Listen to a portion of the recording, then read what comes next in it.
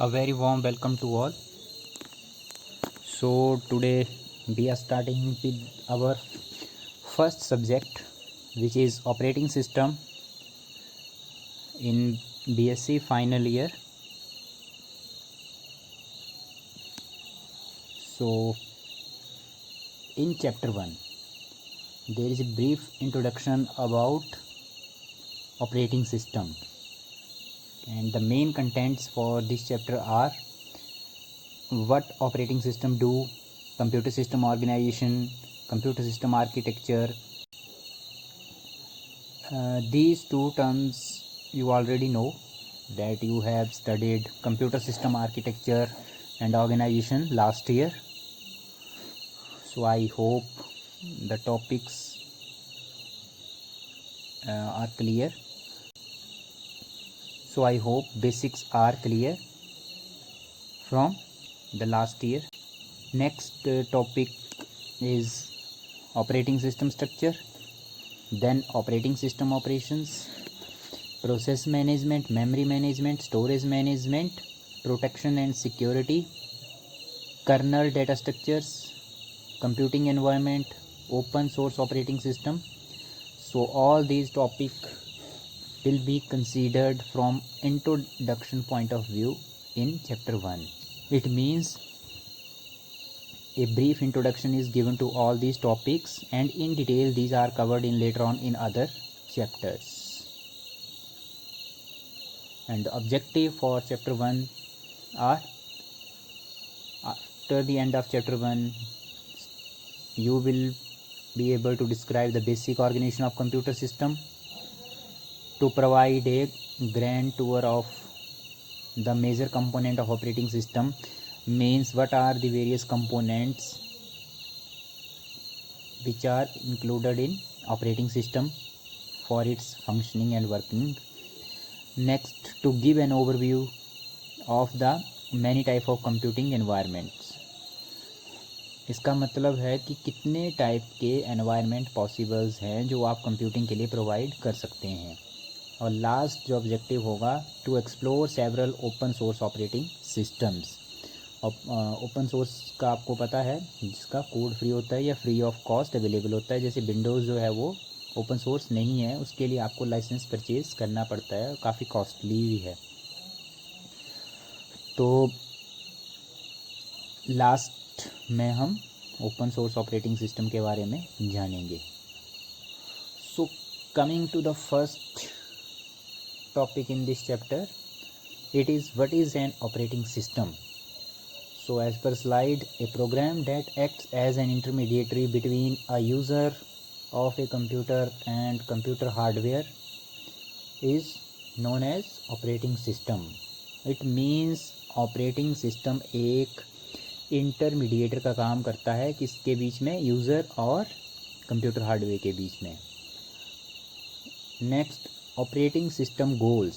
जो operating system बनाया जाता है उसके क्या गोल्स होते हैं या उसके क्या ऑब्जेक्टिव्स होते हैं. First, execute user programs to make solving user problems easier. मतलब जो यूज़र के प्रोग्राम हैं वो ईजीली एग्जीक्यूट हो सकें और एफिशिएंटली परफॉर्म करें.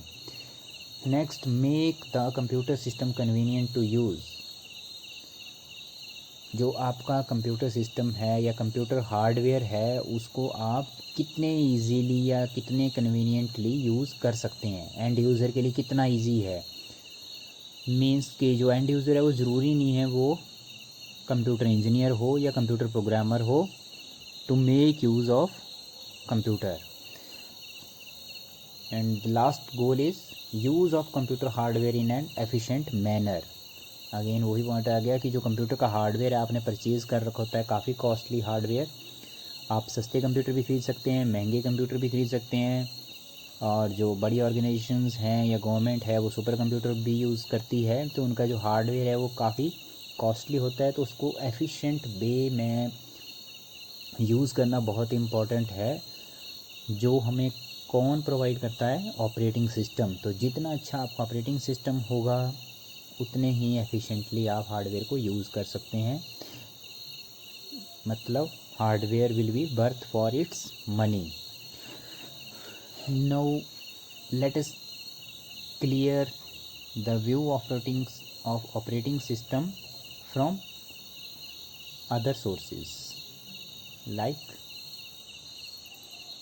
let us consider this definition. An operating system is a software, or we can say it is a type of system software. ये आपको पता है कि सॉफ्टवेयर दो टाइप्स के होते हैं, system software and application software majorly. इसके अलावा और भी होते हैं यूटिलिटी. एंड जो हमारी मेन दो टाइप्स हैं वो हैं system software and application software.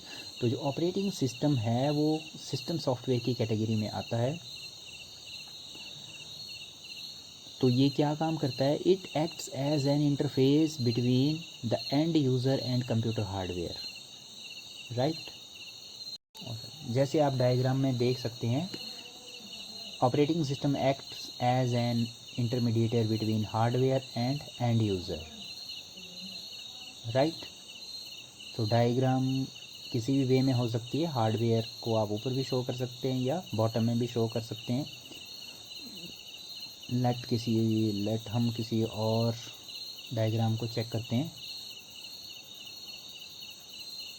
For example इस डायग्राम में अगर हम देखें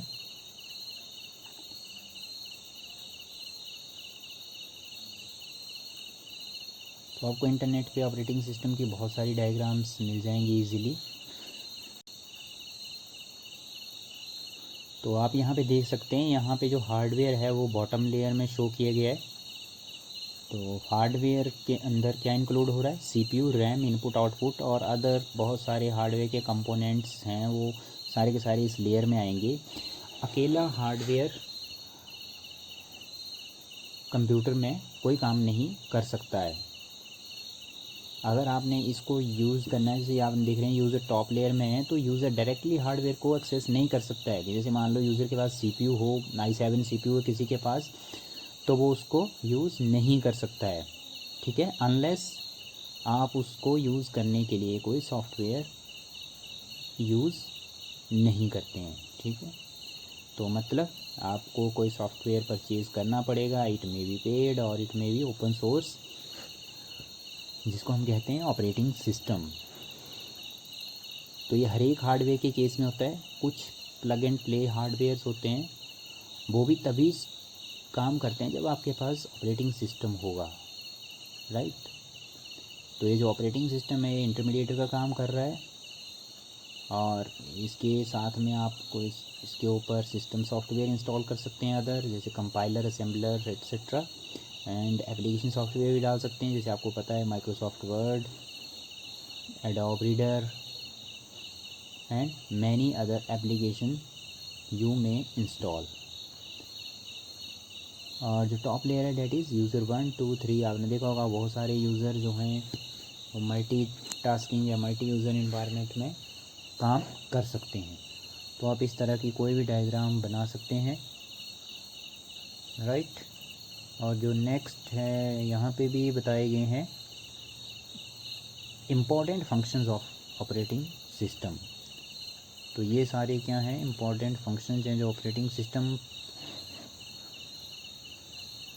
प्रोवाइड करता है, जैसे memory management, process management, device management, file management, security, control over system performance, job accounting, error detecting aids, coordination between software and users. आप detail में यहाँ पे पढ़ भी सकते हैं. तो अभी हम अपने स्लाइड के ऊपर आते हैं फिर से. तो ये सिस्टम गोल्स है, उसके आगे आप डायग्राम बना सकते हैं. यहाँ पे डायग्राम नहीं थी इसलिए मैंने आपको इंटरनेट के ऊपर दिखाई.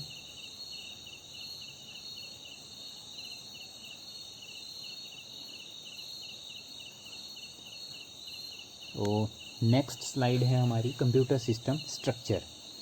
जो कंप्यूटर सिस्टम है उसकी क्या स्ट्रक्चर होगी, ये कंप्यूटर सिस्टम आर्किटेक्चर का पार्ट होगा जो आपने लास्ट ईयर पढ़ रखा है. तो चलिए हम जल्दी से इसको थोड़ा सा ब्रीफली देख लेते हैं. Computer system can be divided into 4 components. तो कौन कौन से कंपोनेंट्स हैं? फर्स्ट वन है hardware, second one operating system, third one application program and fourth one is user. जो अब अभी हमने देखा कि हार्डवेयर बॉटम लेयर है, ये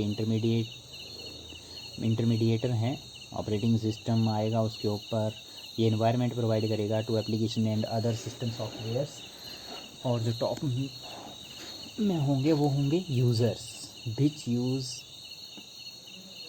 हार्डवेयर थ्रू ऑपरेटिंग सिस्टम। तो लेट फर्स्ट पॉइंट पे आते हैं, हार्डवेयर। जो हार्डवेयर है क्या प्रोवाइड कर रहा है आपको? Basic computing resources, for example CPU, memory, input output devices. CPU चाहिए आपको इंस्ट्रक्शन को fetch, decode and execute pattern में चलता है, तो मतलब जो भी आप इंस्ट्रक्शन प्रोवाइड करेगी उसको फैच करेगा, डिकोड करेगा और एग्जीक्यूट करेगा। सीपीयू का बस यही काम है। देन मेमोरी, अब जो इंस्ट्रक्शंस हैं, इनपुट देंगे या आउटपुट लेंगे, वो कहीं ना कहीं पे स्टोर होगी, तो उसके लिए आपको चाहिए मेमोरी। और ये जो मेमोरी की बात हो रही है, ये हो रही है प्राइमरी मेमोरी की, primary memory, right, not secondary memory. Then जो अदर टर्म है that is input output devices. बहुत सारे इनपुट आउटपुट डिवाइसेस हम कंप्यूटर के साथ अटैच कर सकते हैं to give input and to get output, right. तो इन सभी को सपोर्ट कौन देगा? Operating system. ऑपरेटिंग सिस्टम एक एनवायरनमेंट क्रिएट करता है जिसमें हम ये जो सारे हार्डवेयर हैं आपको एज ए वन यूनिट लगेंगे और आप इनसे काम करवा सकते हैं, right. Then operating system controls and coordinates use of hardware among various applications and users. तो जैसे सीपीयू कंट्रोल करना है, मेन मेमोरी कंट्रोल करनी है, इनपुट आउटपुट कंट्रोल करने हैं, तो कौन करेगा? Operating system on behalf of users, right. तो ऑपरेटिंग सिस्टम एक कंट्रोलर है या मैनेजर है of hardware on behalf of end user. Third, application programs. Application program defines a way in which system resources are used to solve computing problems। तो ये जो application programs या software बनाए जाते हैं, ये किसी पर्टिकुलर प्रॉब्लम को सॉल्व करने के लिए बनाए जाते हैं। जैसे अगर आपने टाइपिंग का काम करना है, फॉर्मेटिंग करनी है, तो आपको एमएस ऑफिस पैकेज चाहिए। अगर आपने कोई फ़ाइल व्यू करनी है जिसमें जो फॉर्मेट है वो फिक्स रहे, तो आपको एडोब रीडर चाहिए। सिमिलरली अगर आपने फ़ोटोज़ एडिट करने हैं तो आप फ़ोटोशॉप यूज़ कर सकते हैं। तो एप्लीकेशन यूज़र के यूज़ पे डिपेंड करती हैं कि उसका कंटेक्स्ट क्या है, तभी हम इनको एप्लीकेशन प्रोग्राम कहते हैं।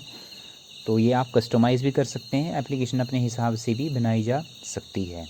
तो इसके एग्जांपल यहाँ पे जो दिए गए हैं, that is word processor, already मैंने आपको बता दिया, MS office, open office. Compilers, आपने बहुत सारी लैंग्वेजेस पढ़ी होंगी, जैसे पाइथन पढ़ी है अभी, इसके अलावा जावा, सी प्लस प्लस, जो जितनी भी लैंग्वेज हैं, इनको एग्जीक्यूट करने के लिए हमें या तो कंपाइलर चाहिए होता है या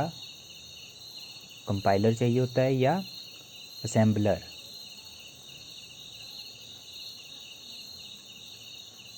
जो कंपाइल्ड लैंग्वेज है उनके लिए कंपाइलर चाहिए और जो असेंबली लैंग्वेज है उनके लिए असेंबलर चाहिए। तो आपको पता ही है कि हाई लेवल लैंग्वेज को मशीन लेवल लैंग्वेज में कन्वर्ट करने के लिए हमें इनकी ज़रूरत पड़ती है। इसके अलावा अभी हमने ये डिस्कस नहीं किए, जो अदर एप्लीकेशन सॉफ्टवेयर्स हैं वो हैं वेब ब्राउज़र्स, आपको पता ही है, internet explorer, Mozilla Firefox, Chrome, ये सारे एप्लीकेशन सॉफ्टवेयर्स हैं जो आपको क्या एक्सेस करवाते हैं? Internet, right. Then database system, DBMS, last year हमने पढ़ा था, ओरेकल, राइट, माईएसक्यूएल। तो ये सारे क्या हैं? डेटाबेस सिस्टम है। तो ये भी किसके अंडर आएंगे? एप्लीकेशन प्रोग्राम के अंडर आएंगे। वीडियो गेम्स आ गई, every one of you heard about the games. So these examples are for application programs. जो लास्ट हमारा कंपोनेंट है डेट इज़ यूज़र, इसमें पीपल्स आएंगे, machines and other computers. People जो एंड यूज़र होता है, जो यूज़ करता है। मशीन है अगर कोई मशीन दूसरे कंप्यूटर को यूज़ कर रही है, राइट। जैसे हमने एक मशीन से इनपुट लेके दूसरी में प्रोवाइड करनी है, right. Similarly other computers. Machine एक पर्टिकुलर मशीन का मतलब यहाँ पे है जिस कहीं पे हमने किसी काम को ऑटोमेटिक वे में किया है, तो वहाँ पे जो मशीन है वो कंप्यूटर का यूज़ कर सकती है फॉर मॉनिटरिंग और to perform some specific tasks, right. So ये थे 4 कंपोनेंट्स, मतलब जो हमारी कंप्यूटर सिस्टम की ऑर्गेनाइजेशन है, स्ट्रक्चर, ये कैसे काम करता है। एंड यूज़र उसे यूज़ करते हैं, एप्लीकेशन प्रोग्राम बनाए जाते हैं किसी पर्टिकुलर प्रॉब्लम को सॉल्व करने के लिए, उसके लिए एनवायरनमेंट ऑपरेटिंग सिस्टम प्रोवाइड करता है। और बॉटम लेयर में जो काम है एक्चुअली जिन्होंने काम करना है वो है हार्डवेयर।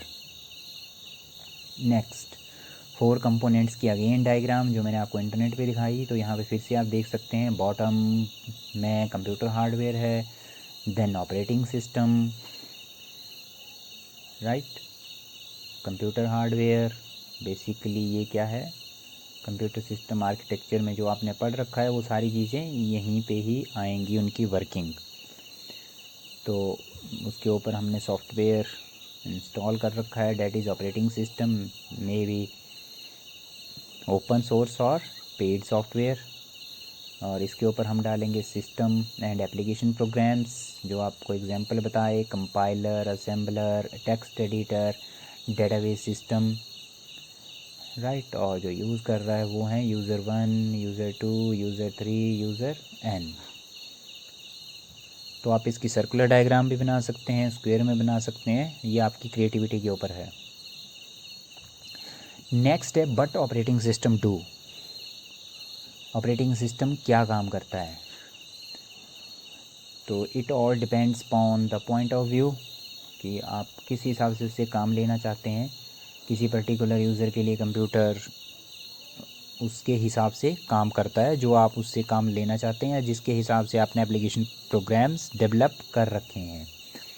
यूज़र वांट कन्वीनियंस, तो फर्स्ट एंड फॉरमोस्ट रिक्वायरमेंट होती है convenience, ease of use, good performance, right.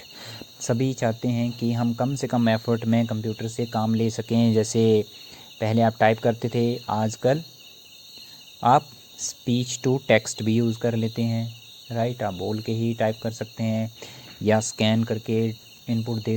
सो सभी को कन्वीनियंस चाहिए।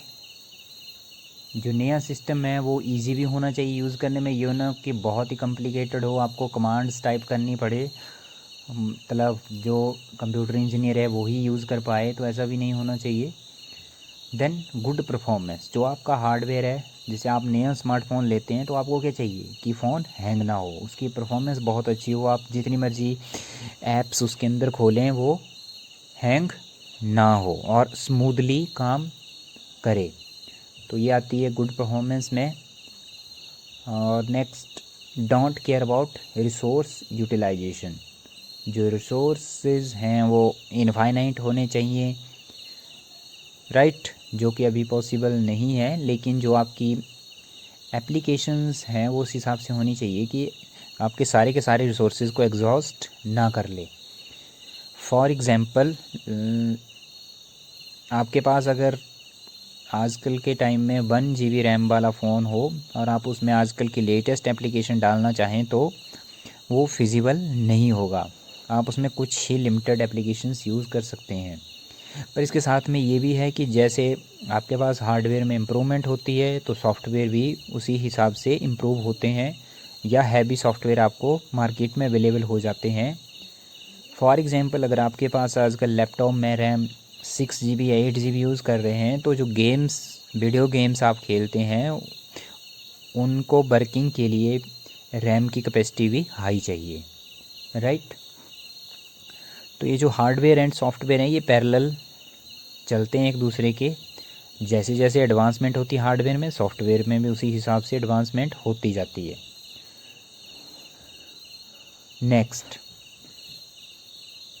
shared computers such as mainframe and mini computer must keep all users happy।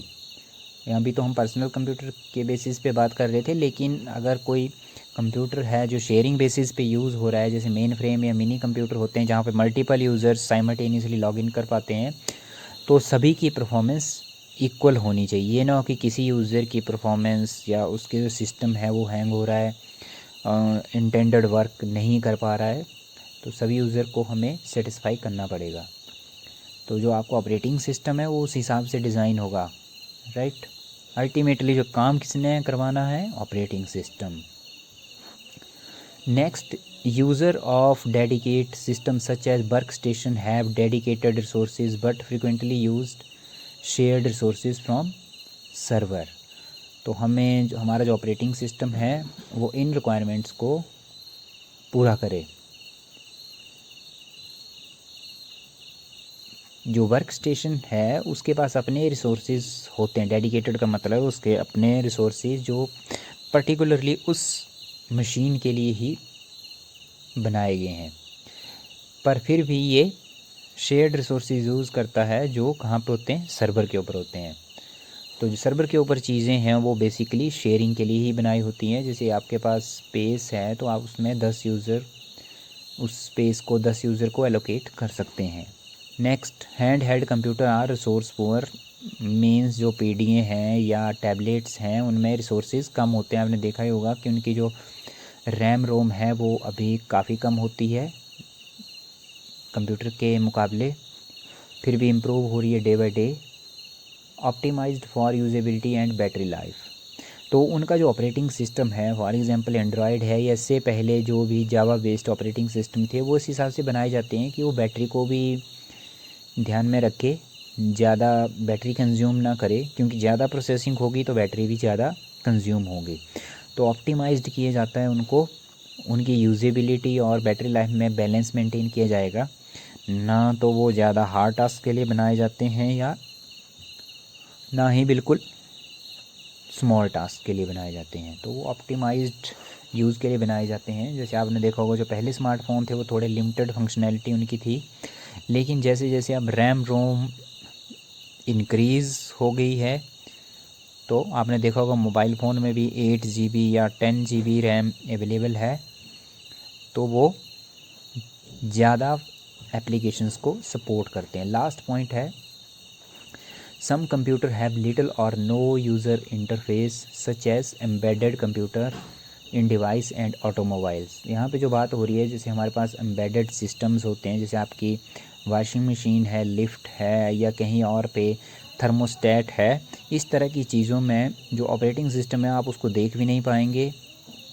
उसकी वर्किंग क्या है। वहाँ पे सिर्फ आपको 2-3 यूज़र इनपुट्स होंगे, उसके हिसाब से आप उनको सेट कर देंगे तो उस हिसाब से वो वर्क करेंगी, राइट।